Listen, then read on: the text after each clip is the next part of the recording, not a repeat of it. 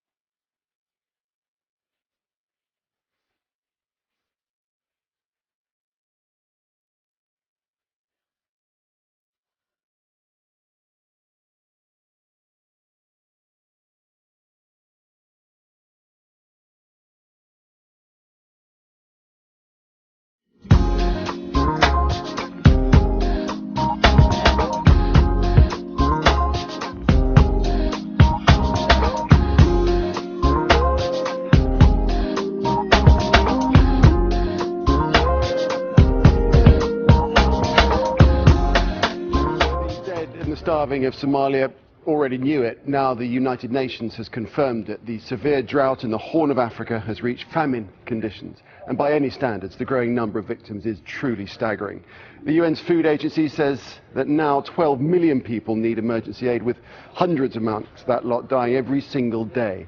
In the regions where famine has been declared, close to a third of the population is suffering from starvation and mass displacement. And that sent the UN cap in hand to the international community. It now needs $300 million over the next 2 months, and that amount simply to feed the hungry. Mohammed Ado has our report. It's now official. Parts of Somalia are in a state of famine, the first in the 21st century. The United Nations Humanitarian Coordinator for Somalia, Mark Bowden, outlined what he called the shocking severity of the problem. The lower Shabelle and Bakol regions in the south, Somalia's traditional food-growing areas, now suffer from famine, with malnutrition rates there the highest in the world.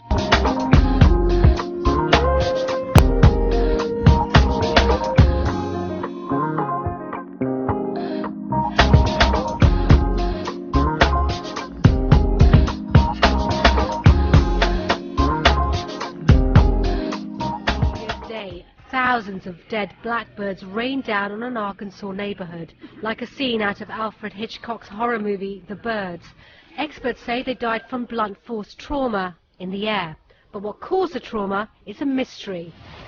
Then as many as 2 million dead fish in Maryland. But the mystery is not just in the US. In the UK, 40,000 velvet crabs littered the coast.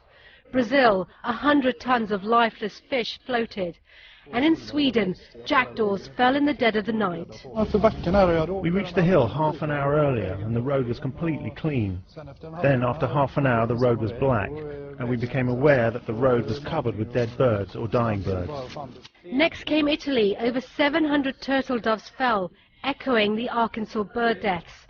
Some lay hanging in the trees. Here's one still alive. He let us take it, which isn't normal. This dove has a few hours of life left. Across the world, the bizarre phenomena of creatures raining down or washing up on shore has mystified scientists. For the 2 million dead fish in Maryland, they do have an answer. Our theory is that there was a very rapid temperature drop. Obviously, these are a type of fish that are susceptible to cold temperatures, but there was a very rapid drop. Poisoning, pollution, the cold snap, or something more sinister. If only birds could talk, the surviving ones would have a story to tell. Conspiracy theorists have had a field day with talk of the end of the world being nigh. Only one thing is certain. The mystery of these mass deaths is yet to be solved. Tazeen Ahmed, NBC News, London. The new year is off to a bizarre beginning in Arkansas. 100,000 drumfish washed up along the Arkansas River. Scientists say disease is likely to blame. On their own, dead fish might not raise too many eyebrows. But a little more than 100 miles away in Beebe, there's another animal mystery. Just before the stroke of midnight on New Year's Eve, thousands of birds started falling from the sky. I thought it was out of an Alfred Hitchcock movie. Thought the mayor was messing with me when he called me. He got me up at 4 o'clock in the morning and told me he had birds falling out of the sky. Residents rang in 2011 to scenes like this. On roads, on roofs, on lawns, up to 5,000 blackbirds fell within a 1-mile area. Most were dead. Everybody's kind of amazed at this happening. The Arkansas Game and Fish Commission says this phenomenon is not as unusual as it might seem. The likely culprit is a lightning strike or high-altitude hail, possibly even fireworks. Investigators say there is no connection between the dead fish and the dead birds. No matter what the explanation for these odd events, some in Arkansas say 2011 is off to an ominous...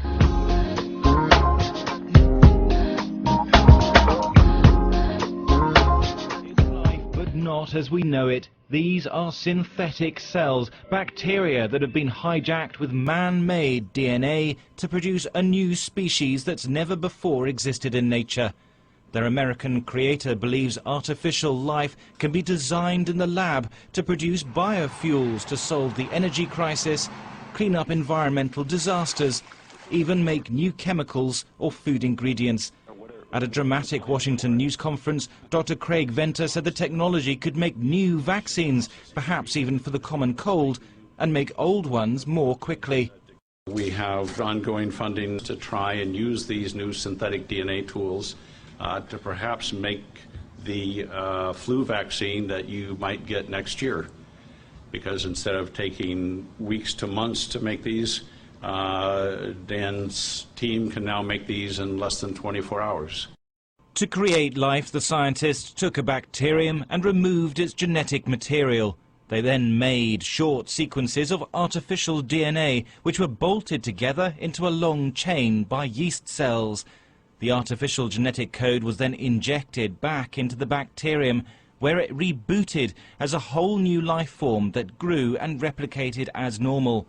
But already some ethics experts have warned that the scientists are playing God and fear what would happen if the new species was released into the environment. And there could be sinister uses of the technology too. Personally, I think that the greatest issue posed by this research is not really anything to do with the fact that it's artificial life as such. It's to do with the potential for this kind of research to be misused to create pathogens, designer pathogens potentially, that could be used in biological weapons by either state-sponsored militaries or bioterrorists. This is the dawn of a new age of synthetic biology. The race is now on to harness its scientific potential, but it also raises the question, if life can be designed on a computer and created on a laboratory bench, what's the difference between a living organism and a machine? Thomas Moore, Sky News.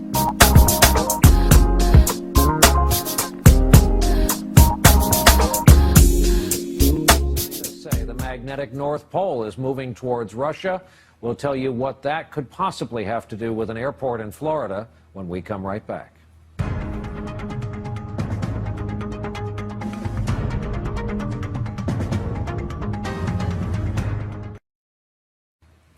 Just when you thought there couldn't be more change going on in the world, it turns out magnetic north is moving. Aviators knew this. It's always moved, but not like this. In fact, it's on the move about 40 miles a year now along the polar cap toward Russia. It's a natural, unstoppable...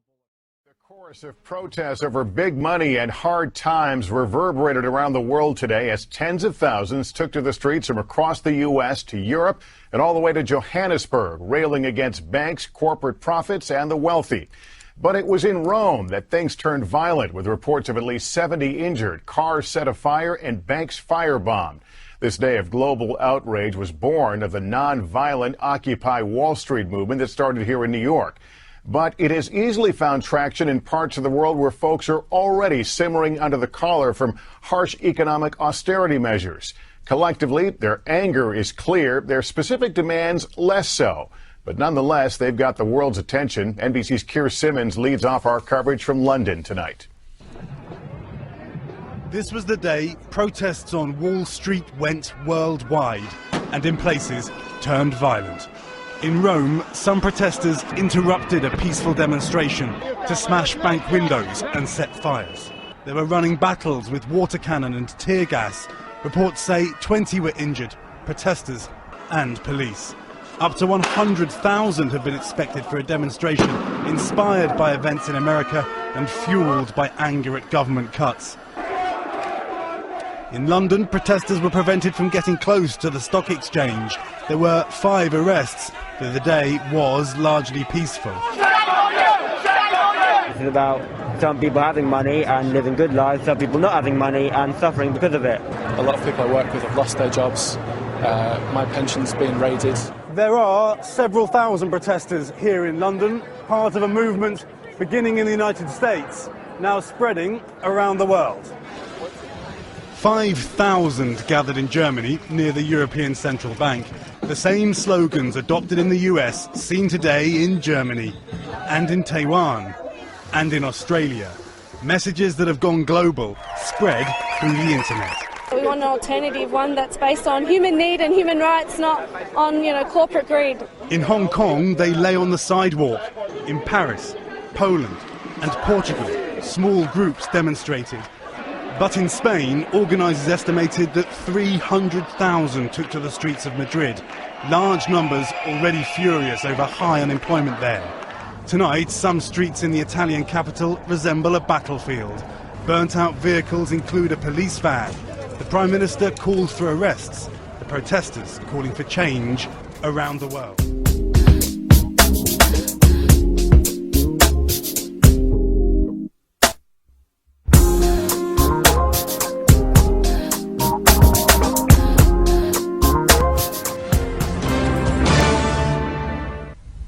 Extreme weather in the Iberian Peninsula. In Spain, torrential rains triggered heavy floods on Wednesday, killing at least 1 person and forcing hundreds to flee their homes. A 31-year-old man was found dead in Arroyo de Lojanco, Jaén, after he was struck by lightning during a storm. A 9-year-old boy from Almodóvar del Campo, Ciudad Real, is still missing after he was swept away while traveling by car with his parents. The heavy rain has caused the Genil River to overrun its banks, forcing the evacuation of 1,000 homes in Écija and reaching unprecedented levels in Córdoba. One resident tries to surmise the damage near Sevilla. My car is down there and I don't even know how it is. The Spanish Meteorological Agency has kept its weather alert in place for the southwest and the Canary Islands as more rain is expected. Meanwhile, Portugal is picking up the pieces. A tornado lashed Tomar and other central cities, leaving a trail of destruction and injuring at least 30 people. Most of the victims were children at a local nursery school where the roof collapsed. Mariam Ishani, Reuters. Will continue to cause havoc across Europe, with no sign of a let-up for the weekend. In France, the southeastern city of Avignon found itself under 10 to 20 centimetres of snow, toying with those trying to get around. Not everyone was downhearted, though. It's nice, it's funny, I mean, from time to time, but not every day. The big freezes caused chaos to rail services. Eurostar is once again operating a limited service, a headache for passengers. I'm supposed to take the train tomorrow, but I'm still not sure. It's just happened this weekend and I bought my tickets 3 months ago, so I'm waiting. The UK has been especially badly hit. Temperatures dropped to a jaw-jingling -21 Celsius in Scotland overnight, and the Arctic conditions have made driving treacherous. More adventurous types, however, have been making the most of the wintry weather. Switzerland has also come under the cosh. Earlier, authorities were forced to close the Gotthard Tunnel in the Italian part of the country, causing heavy tailbacks. Despite most of mainland Spain remaining on high alert for fresh snowfall and bitterly low temperatures, torrential rain in southern Andalusia caused severe flooding, particularly in Granada. Elsewhere in Albania, thousands of residents were evacuated from their homes after floods forced authorities to open the gates of a hydroelectricity dam in the north of the country.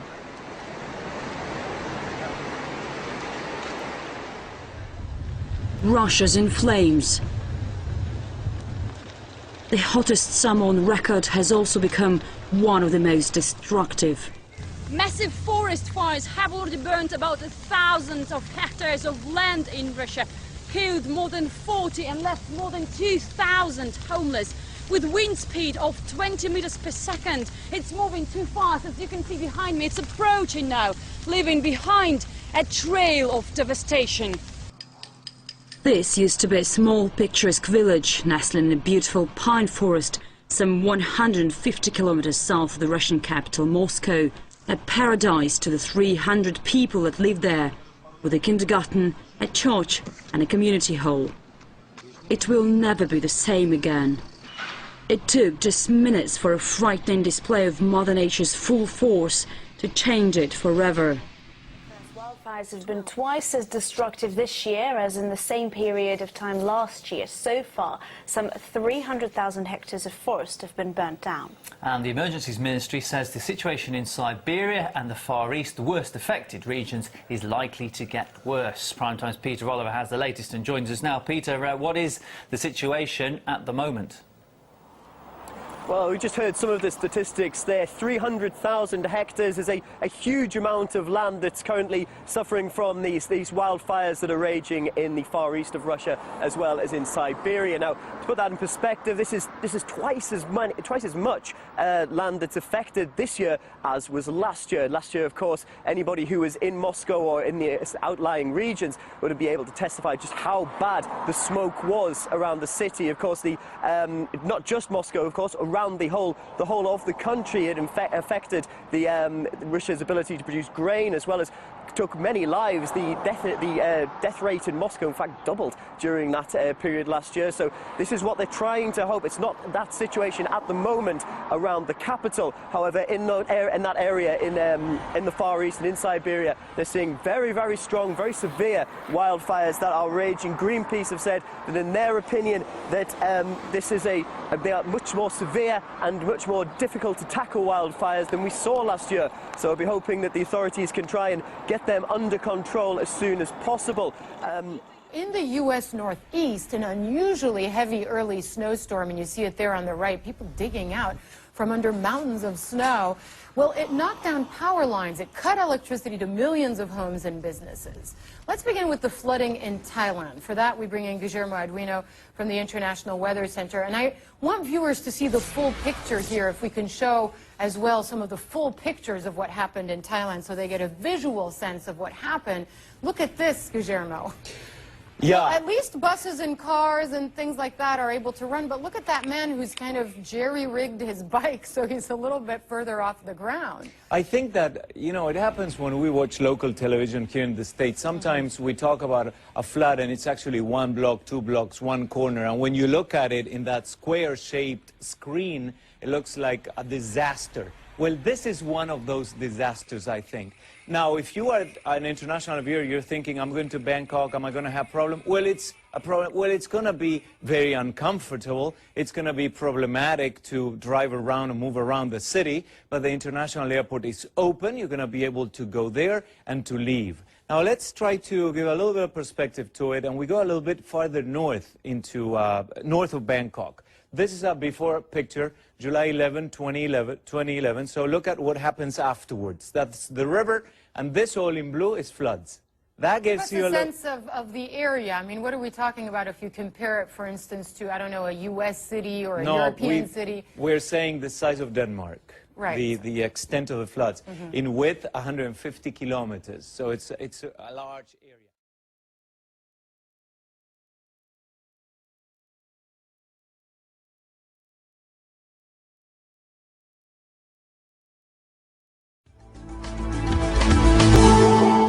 Teresa Riggi has been jailed for 16 years for killing her 3 young children after fearing she would lose them in a custody battle. 8-year-old twins Austin and Luke and their 5-year-old sister Cecilia were stabbed to death at a townhouse in Edinburgh last August. Their blood-stained bodies were discovered lying side by side, each with 8 stab wounds. This British man showed no emotion as he was sentenced to 2 life prison terms for killing his wife and 9-month-old baby. A consecutive sentence would be purely symbolic. For that reason, I am imposing concurrent sentences for the murders of Rachel and Lillian Entwistle.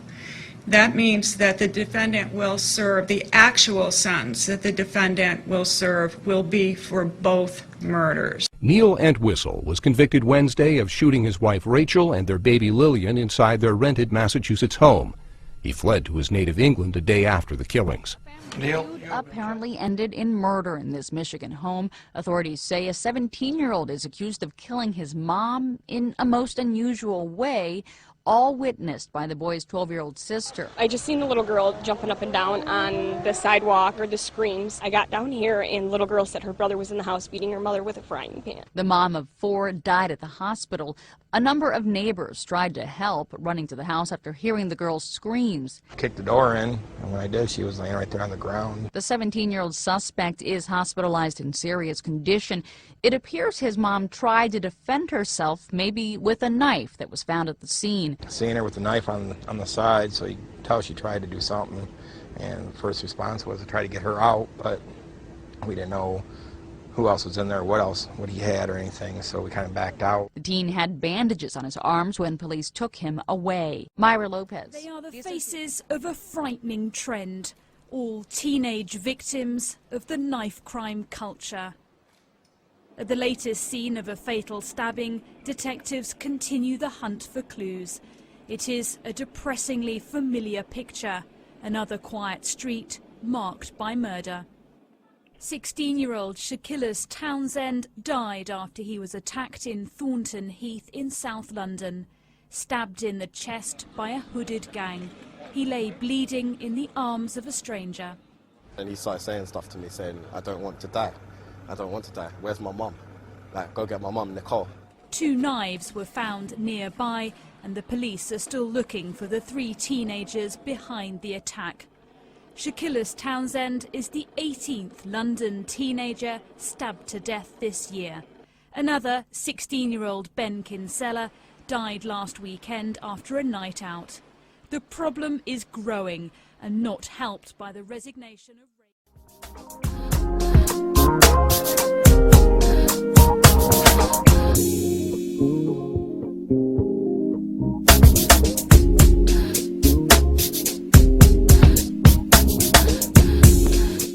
The most news in the morning. CNN's American Morning. Weekday, 6 a.m. Eastern. You know, a lot of people are wondering, are these freak weather conditions just a coincidence, or are they somehow linked? What's your take?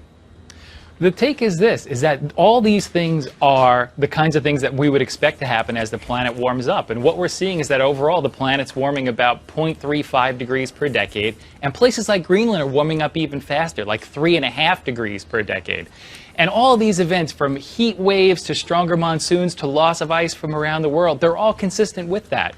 Where it gets a little bit tricky, though, is assigning any one specific event to say, oh, the cause of this event is definitely global warming. That's kind of where we get to the edge of the research.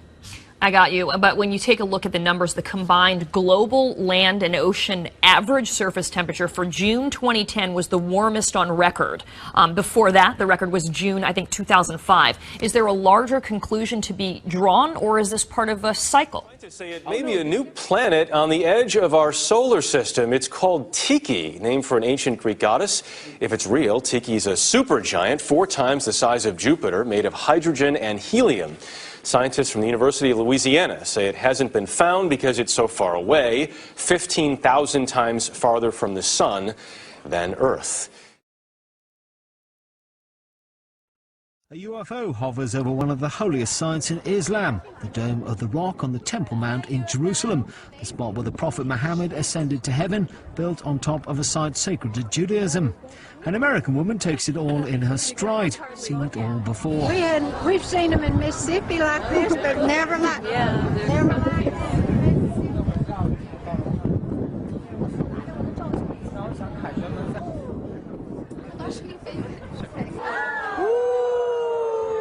easily dismissed as a hoax until you see this. The same event, or so it seems, filmed from a different angle by someone else. The glowing ball of light dropping until it hangs just over the Dome of the Rock. These spectators a little more impressed. Whoa!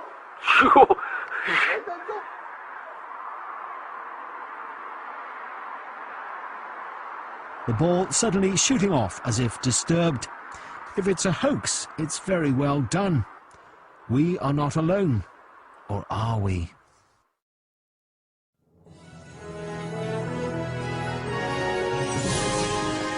Scientists are one step closer to understanding the galaxy following the discovery of more than 1,000 new planets outside the Earth's solar system.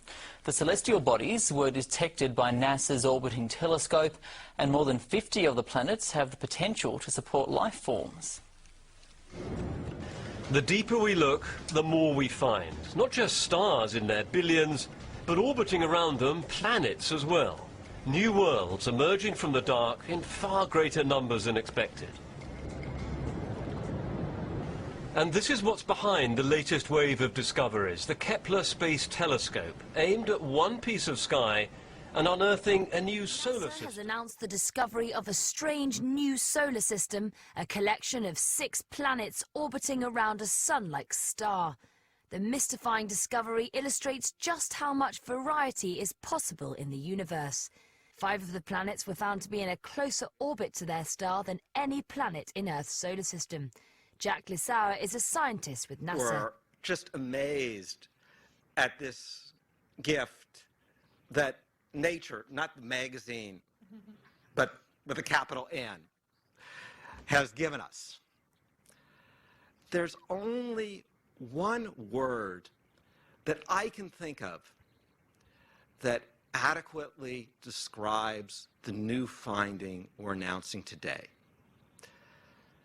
The Kepler-11 system of 6 transiting planets is supercalifragilisticexpialidocious. NASA has announced several discoveries in the search for planets outside our solar system to the delight of astronomers worldwide. The findings all center around the Kepler telescope, which finds planets by watching them pass in front of their home stars. The New York Times reports the search has been fruitful. In a long-awaited announcement, scientists operating NASA's Kepler planet-hunting satellite reported Wednesday that they had identified 1,202 possible planets orbiting other stars, potentially tripling the number of known planets in the universe. The researchers discovered that small planets like Earth are more common than large planets like Jupiter. They identified more than 50 such small planets that could have liquid water, many of them in multi-planet systems. Stars with multiple planets are especially sought after, since watching how the planets interact tells us more about them. The data uncovered 200 such systems.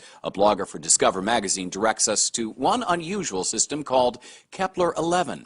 Astronomers have found a complete solar system of 6 planets orbiting a sun-like star, and it's really weird. 5 of the 6 planets huddle closer to their star than Mercury does to the sun. Earlier this year, the Kepler team discovered the first ever planet ever confirmed to be made of rock instead of gas. With discovery after discovery piling up, the exoplanet researcher tells Wired it's enough to get astronomers a little choked up. Kepler is making people's dreams come true. It sounds kind of corny, but it's really true. It's changing exoplanet science as we know it. At a press conference, NASA scientists pointed out it took 15 years for astronomers to find just 500 planets. Kepler collected its data in just 4 months from an area 1/400th of the sky. Think they'll be finding another Earth anytime soon? 581d, which might be the first habitable planet beyond Earth. According to National Geographic, it seems to have just the right conditions to suggest simple life exists there. It's just the right distance from its sun. Any closer and water would boil away. Any further and it would freeze. Ideal conditions for life to have evolved.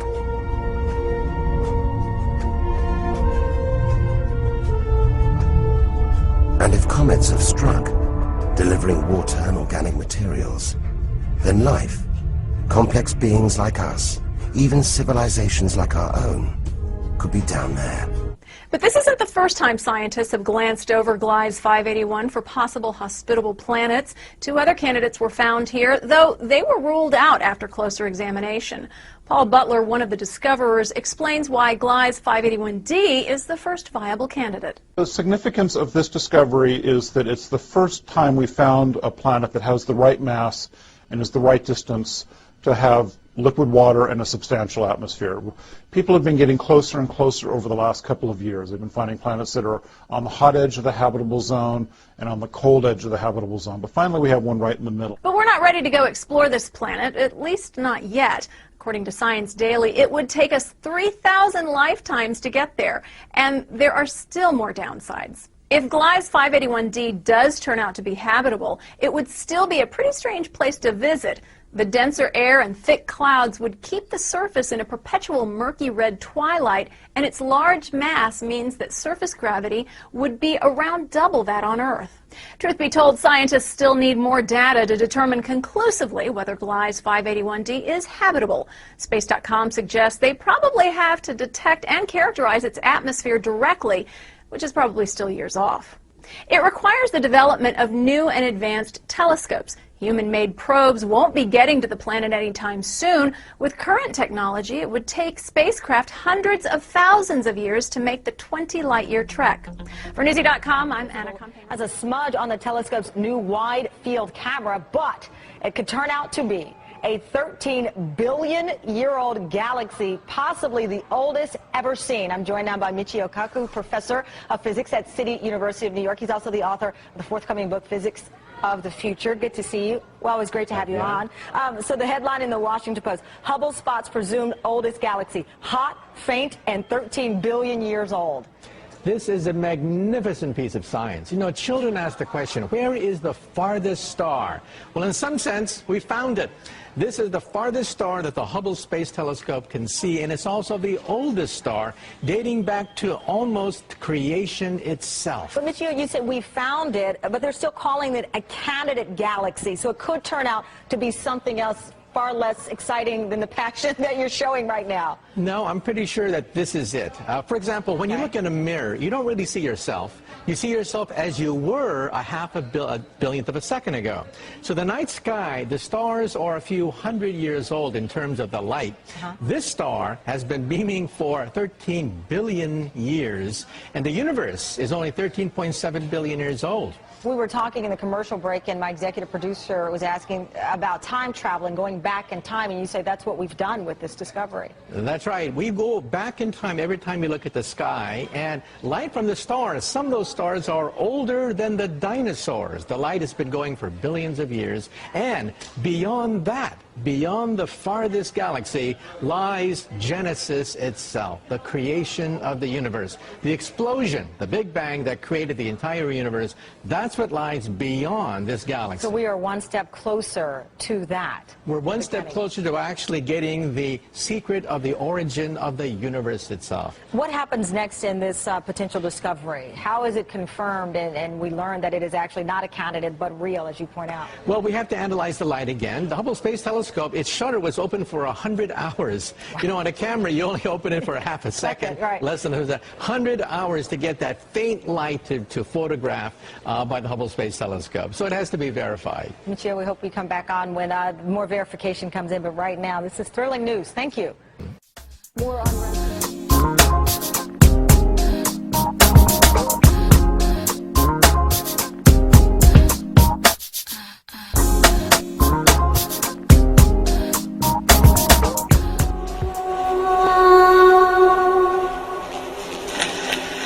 time evolves and comes to a place where it renews again. There is first a purification time, then there's renewal time. We are getting very close to this time now.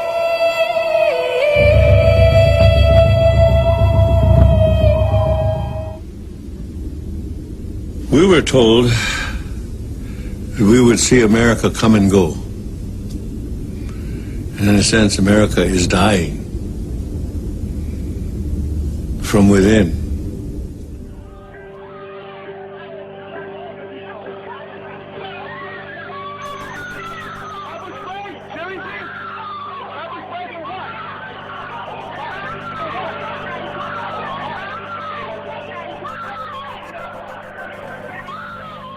I want to take this opportunity to update the American people about the situation in Libya.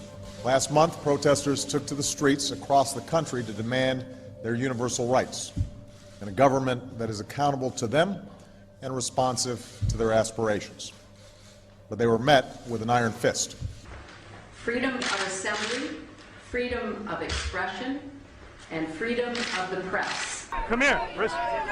You want to get arrested or no? Are pillars of an open and inclusive society. There is a clear responsibility by the Egyptian government to hold accountable those responsible for these attacks.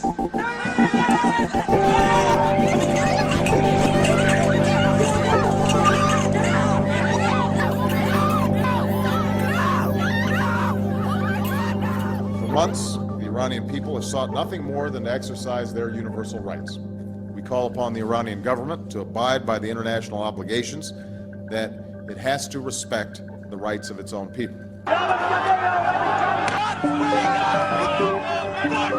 We call for the immediate release of all who have been unjustly detained.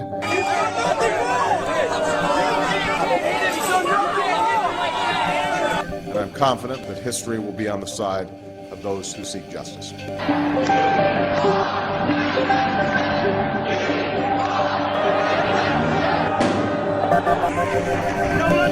No,